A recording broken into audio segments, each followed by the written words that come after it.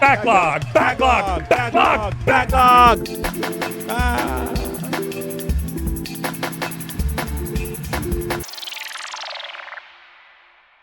Hey guys.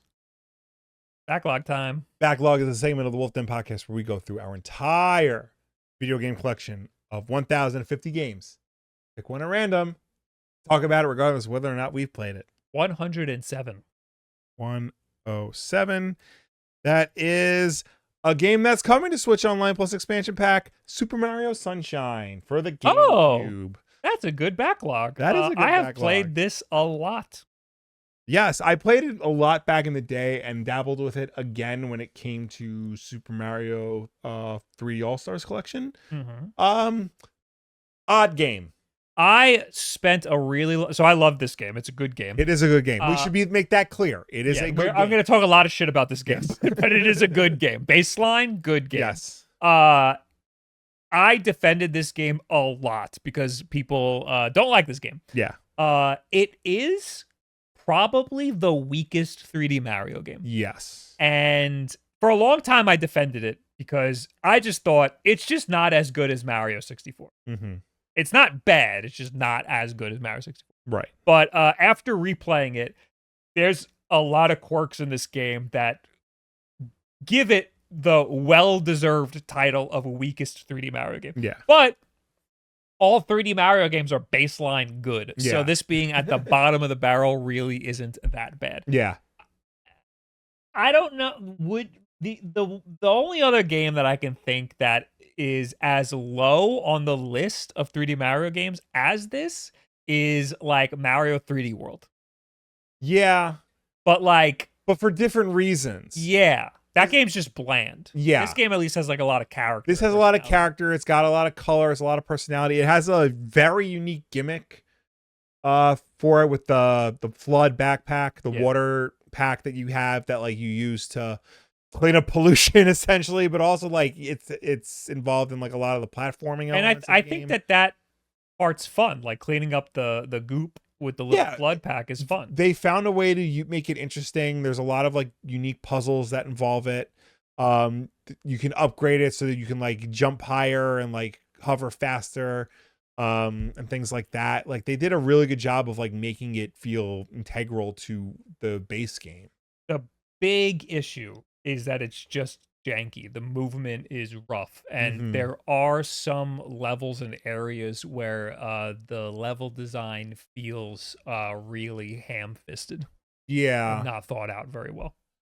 And that's the biggest downfall of the game. Now, a majority of the game is just fine, and the mechanics feel fine for most of the game, but there's just a handful of times in the game where you will be doing something that is a main story beat, and it is it feels unfair and like difficult because of the jankiness of how the game controls. And I think that sucks too, because like you're going from N64 to GameCube.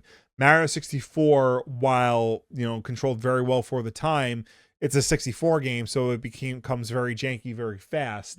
And you expect this to be a much more polished and refined version of that, and in a lot of cases it isn't. It feels, in certain sections it feels very similar. So I play Mario 64 a lot, and I think I just got really used to the jankiness of Mario 64. There's definitely jank there, but it feels manageable to me compared to this game. This game feels unpredictable a lot of the time. I purposely went to this part of the game because I don't even think it's this level where you're surfing on the squid. It's one after this where it just feels impossible to get the star because this is like impossible to control. And then there's the famous pachinko level. This is the part that's like famously impossible. This squid racing area. It's not even the race itself. It's when the star appears afterwards and you have to get the star. This star is like fucking impossible to get because you don't just go. Look, he's stuck already. So, but then there's the famous pachinko level, which is not integral to the game. So you missed it. Usually that results in a death when you miss it like that.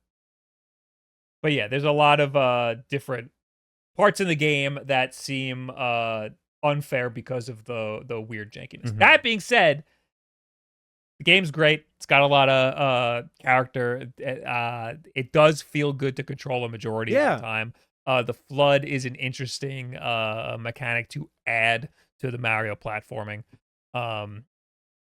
And I like it. It was also one of the first Mario games to like really try to like incorporate a strong narrative to it. I mean, Mario 64 had like a loose one, but this one is very specific. You are going on vacation. It is a very tropical theme, and that extends to like Mario's outfit. And all the levels are based on like the beach and the islands and stuff. And there's actual cutscenes that involve Bowser and, spoiler alert, Bowser Jr. and all these other things. So like it was really an attempt to like push the narrative elements of Mario forward beyond like what it had been, you know, the past few years. Yeah, he's a criminal in the beginning. Mm-hmm. He's in jail.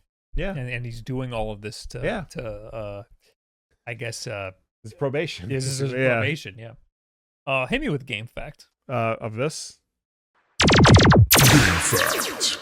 Edward Bova says a fun fact about Super Mario Sunshine is that it is the only mainline Mario game to not include an invisibility item.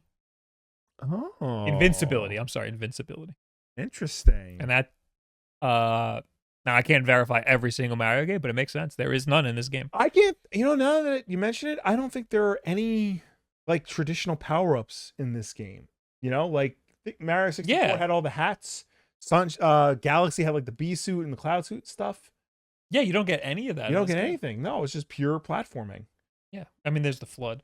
There's the flood, yeah. That gets upgraded. It doesn't get like specific power-ups. Another thing that this game had that got carried over into Mario Odyssey and even Donkey Kong Bonanza now are the floodless levels. Yes. So there are levels where you would enter some sort of portal and you would abandon the flood ability, and you would have to do some sort of platforming puzzle that was like confined in one little area. Yeah. Something really quick. And Mario Odyssey did that. You would ditch Cappy to play these little levels. Donkey Kong Bonanza, you still have all of your abilities and stuff, but still there are these levels that are confined with, like, you have the major sandbox, and then within that sandbox you go into a portal and you enter this like little platforming area. So that whole thing, that whole formula, I think is a good example of how Mario Maker could enter 3D. Yeah. It could be a series of those bloodless levels or the Cappy-less levels. Anyway, I think this game's great. It is probably like an 8.5 out of 10, whereas like every other Mario game would be like 9 and above. Yeah, above that. Yeah, but, absolutely. I still really like this game. I don't see myself needing to play through it again after the last time I played through it. You cannot get it currently unless you buy the 3D collection off of Amazon, and I think it's been marked up all. Oh yeah. This was re-released on the Super Mario 3D All-Stars collection, which included Mario 64 and Mario Galaxy 1. It is $150 on Amazon. F that. It is coming to Switch Online. That is TBD. Probably should play with a GameCube controller because it's one of those games that like feels best with a GameCube controller. It probably won't be widescreen. Probably not. Yeah. It's important to play with a GameCube controller because you control the flood in a different way. Yeah. Because you need the analog trigger. Even on eBay, Super Mario 3D All-Stars, $130, $90, $125. Yeah, so just wait. Just wait. Just wait. That's the backlog. Thanks for hanging out. We're going to continue our podcast now. Goodbye. Bye.